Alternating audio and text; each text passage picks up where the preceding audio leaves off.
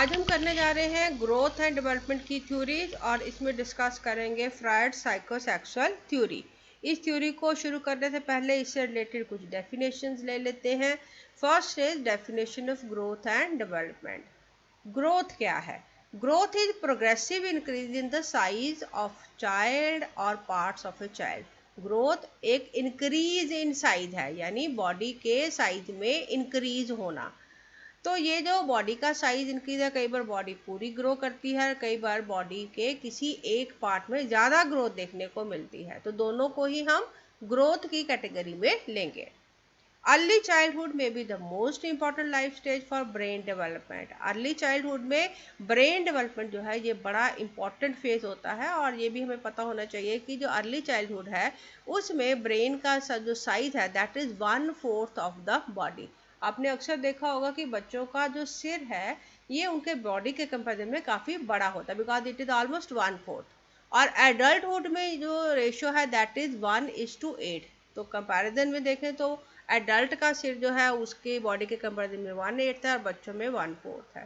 तो बॉडी में क्योंकि ब्रेन का जो साइज है काफ़ी इम्पॉर्टेंट है, तो इसलिए अर्ली चाइल्डहुड में जो ब्रेन का डेवलपमेंट है उसका काफ़ी इम्पॉर्टेंस है। Growth is complex and continuous. ये हम सब जानते हैं कि ग्रोथ एक कॉन्टिन्यूस प्रोसेस है, सारी लाइफ चलता रहता है। हालांकि लाइफ के डिफरेंट ईयर्स में कई बार हम देखते हैं कि कई जगह पे हम देखते हैं कि ग्रोथ जो है वो इतना ज़्यादा हमें नज़र नहीं आता, लेकिन ग्रोथ एक कॉन्टिन्यूस प्रोसेस है।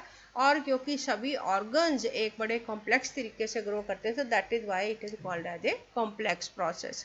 Babies who are stimulated develop more quickly and have more secure self image. So how we can stimulate? Stimulate means जो सेंसरी ऑर्गन है जिनसे हम सेंसेशंस गेन करते हैं, जैसे टच है, स्मेल है, साइट है, तो ऐसे बेबीज जिनको ज़्यादा स्टिमुलेटेड रखा, यानी उनको सेंसरी इम्पल्सेस ज़्यादा उनको मिलते हैं, तो ऐसे जो बेबीज हैं वो ज़्यादा जल्दी डेवलप करते हैं। और उनका अपने प्रति जो इमेज है, सेल्फ इमेज मतलब आप अपने आप को कैसे देखते हैं, तो वो अपने बारे में भी एक सिक्योर सेल्फ इमेज यानी पॉजिटिव इमेज अपने अपने बारे में वो बनाते हैं, अपने आप को अच्छा इमेज बनाते हैं। और डेवलपमेंट की अगर हम बात करें तो development is a progressive acquisition of various skills and abilities. Development क्या है? ये एक्वायरिंग डिफरेंट स्किल्स और एबिलिटीज है।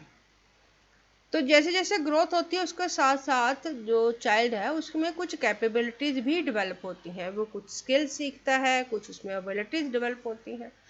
इस चीज़ को डेवलपमेंट कहा जाता है।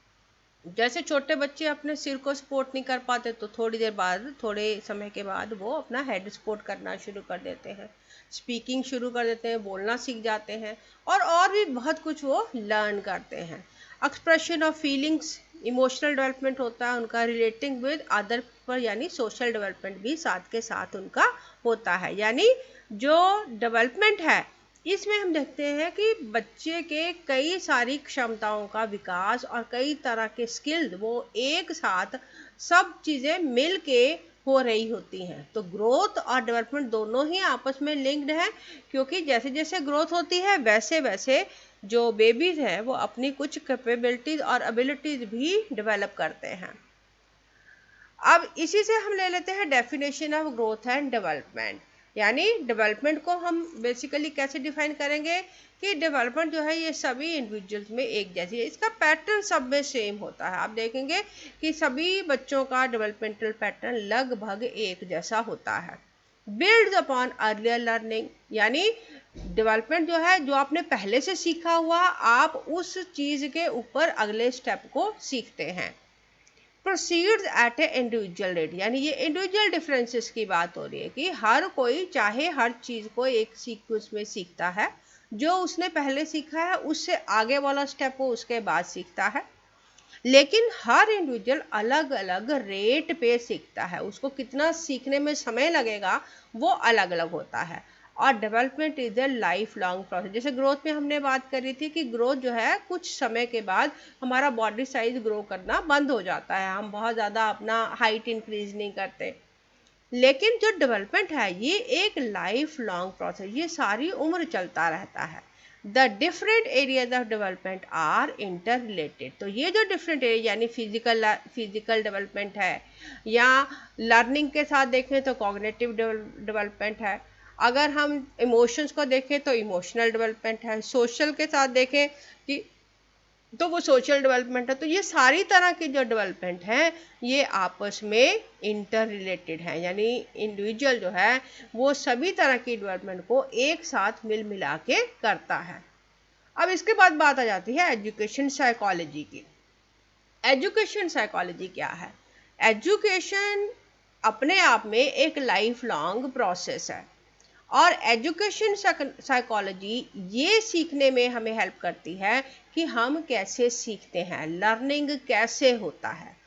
तो ये जो लर्निंग है वो अर्ली चाइल्डहुड में किस तरह से होता है, एडोलसेंस में कैसे होता है, एडल्टहुड में कैसे, यानी डिफरेंट जो फेजेस हैं लाइफ के उसमें हम कैसे सीखते हैं, इस सीखने के प्रोसेस को सीखना, that is related to educational psychology. Learning include physical, social, emotional, behavior and cognitive process that are involved in learning throughout the entire lifespan। यानी अभी हमने बात करी कि लर्निंग जो है ये इंटायर लाइफ स्पैन में चलती है, सारी उम्र चलने वाला प्रोसेस है। और लर्निंग में कई सारे डोमेन्स हैं, फिजिकल लर्निंग है, सोशल लर्निंग है, इमोशनल है, बिहेवियर है। तो ये सभी तरह की जो लर्निंग है और सारी लाइफ में जो होने वाली लर्निंग है उसमें कौन कौन से प्रोसेसेस इन्वॉल्व हैं उसको एजुकेशन साइकोलॉजी के द्वारा हम ज़्यादा आसानी से समझ पाते हैं। तो education psychology basically it is study of how we learn and how do we retain new information, यानी हम कैसे सीखते हैं और जो हमने सीखा है उसको याद कैसे रखते हैं, उसको रिटेन कैसे करते हैं। क्योंकि हमने क्या देखा कि जो डेवलपमेंट में जो हमने पहले सीखा है उससे आगे हम अगला स्टेप सीखते हैं, तो पीछे पीछे वाला जो हमने सीखा उसको, उस इंफॉर्मेशन को रिटेन करना भी इम्पॉर्टेंट है। अब एजुकेशन साइकोलॉजी में सभी टॉपिक्स आ जाते हैं, स्टूडेंट आउटकम्स आ जाते हैं, यानी जो बच्चा ने क्या सीखा है उसको कैसे मेजर करना है, कैसे असेस करना है, इंस्ट्रक्शनल प्रोसेस यानी कैसे सिखाया जाए कि बच्चा ज़्यादा आसानी से सीख सकेगा, इंडिविजुअल डिफरेंसेस इन लर्निंग है, हमने अभी बात करी कि डेवलपमेंट चाहे सभी में एक सीक्वेंस में है लेकिन सबका रेट अलग अलग है, तो उससे इंडिविजुअल डिफरेंसेस क्रिएट होते हैं।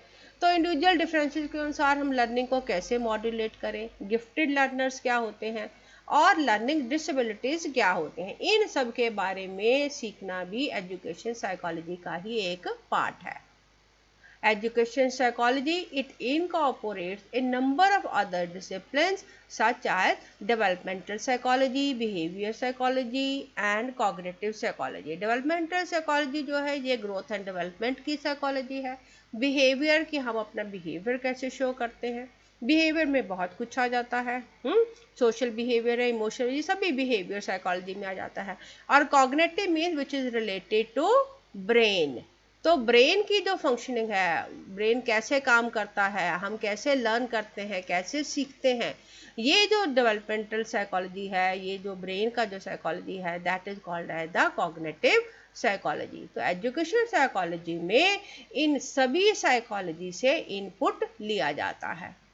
अब अगर हम बात करें मेजर चाइल्ड डेवलपमेंटल थ्योरीज का, तो बहुत सारी थ्योरीज हैं और इन सब थ्योरीज को डिफरेंट टाइप से ग्रुप किया गया है। जैसे साइको एनालिटिकल थ्योरी है जो फ्राइड ने दी थी, बहुत सारी कॉग्निटिव थ्योरीज है, सोशियो कल्चरल कॉग्निटिव थ्योरी जैसे वाइटॉस्की की थ्योरी है, इंटेलेक्चुअल डेवलपमेंट है, पियाजे और कोलबर्ग की थ्योरी आपने अभी अपने सिलेबस में पढ़ना है, स्पिरिचुअल डेवलपमेंटल थ्योरी फॉलर की है and theory of moral development Gilligan's की है। तो इस तरह से आप देखेंगे बहुत सारी थ्योरीज हैं और इसके साथ साथ बहुत सारी लर्निंग की थ्योरीज हैं, तो ये सारी ही लर्नर से रिलेटेड हैं, लर्निंग की थ्योरीज भी और ग्रोथ एंड डेवलपमेंट की थ्योरीज भी। तो इन सब थ्योरीज का इनपुट लेके हम अपनी लर्निंग को, टीचिंग को ज़्यादा बेहतर बना सकते हैं। सभी टीचर्स को इन थ्योरीज के बारे में एक बेसिक अंडरस्टैंडिंग जरूर होना चाहिए। आज जो हमने पढ़ना है वो है जो सिगमंड फ्राइड की थ्योरी है, साइकोसेक्सुअल डेवलपमेंटल थ्योरी, उसके बारे में हम डिटेल में पढ़ेंगे।